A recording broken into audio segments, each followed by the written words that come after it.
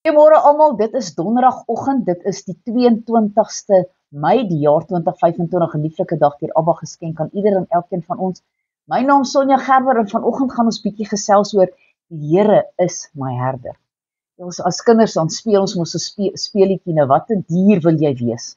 Wie wil ooit 'n skaap wees? Nee, niemand nie, want hulle is net paniekerig. Hulle is weerloos. Hulle het 'n leier nodig. Hulle moet altyd gelei word. Sonder 'n herder staan hulle nie 'n kat se kans vir oorwinning nie. Dawid het dit ook geweet en tog sê hy, die Here is my herder. Deur God as sy herder te volg het Dawid vele seëninge geniet. Alles wat hy nodig gehad het, luukses om hom neer te lê, groen weivelde, rustige waters, verkoeking vir sy siel. Dit laat 'n mens sommer lus voel om 'n skaap te wil wees. As herder laat God nie sy skape aan hulle eie genade oor nie. Hy stap saam met ons deur hierdie donker valleie waarin ons is, deur die donkerte van die dood as die dood jou roep, terwyl sy stok en jou staf jou te vertroos. Dan kom daar die wending. God word nie meer as 'n herder uitgebeeld nie. Hy is nou 'n koning ten aanskoue van ons vyande. Hy berei ons 'n feesmaal voor en hy salf ons. My beker loop oor. Wanneer God ons herder en ons koning is, voorsien hy so volkome in ons behoeftes dat ons oorloop van goedheid en geregtigheid. Te midde van al hierdie bevredigings volg God se goedheid en guns ons. Wanneer jy die herder volg, agtervolg sy seëning jou. Dit is mos iets om oor te sing. Halleluja. Kom ons lees Psalm 23. Die Here is my herder, 'n Psalm van Dawid. Die Here is my herder, niks sal my ontbreek nie. Hy laat my neerlê in groen weivelde, na waters waar rus is, lei my heen. Hy verkoop my siel, hy lei my op die spore van geregtigheid om sy naam ontwil. En nou gaan ek ook deur 'n dal van doodskade wee. Ek sal geen onheil vrees nie, want U is met my.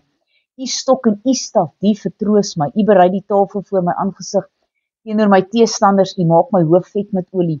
My beker loop oor. Net goedheid en guns sal my volg al die dae van my lewe en ek sal in die huis van die Here bly in lente van dae. Kom ons gaan kyk wat sê Johannes 10 hier vanaf verse 11 tot 16 en dan vers 27 en 28. Ek is die goeie herder. Die goeie herder lê sy lewe vir sy skape af. Dis Jesus wat hier praat. Maar die huurling en hy wat nie 'n herder is nie, van wie die skape nie die eiendom is nie, sien die wolf wat kom en laat die skape staan en vlug. En die wolf vang hulle en jaag die skape uitmekaar en die huurling vlug omdat hy 'n huurling is en niks vir die skape omgee nie.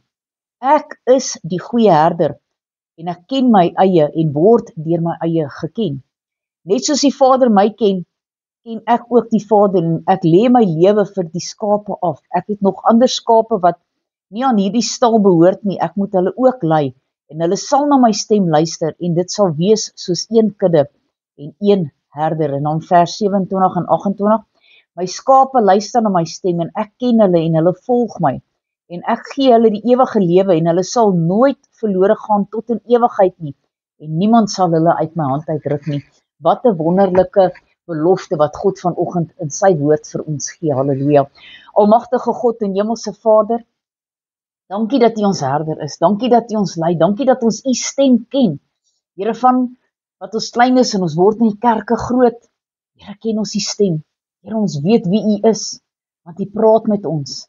En dan weet ons dat dit U is wat met ons spreek. Here, lei ons, soos wat Dawid gesê het, na waters waar daar rus is. Here, sodat ons verkoop kan word deur U. Here, U alleen is heilig. Here, U alleen is ons God. Here, U is ons herder. U lei ons in alle geregtigheid. Here, wees met ieder en elkeen, seën hulle. Dis my gebed in Jesus naam. Amen en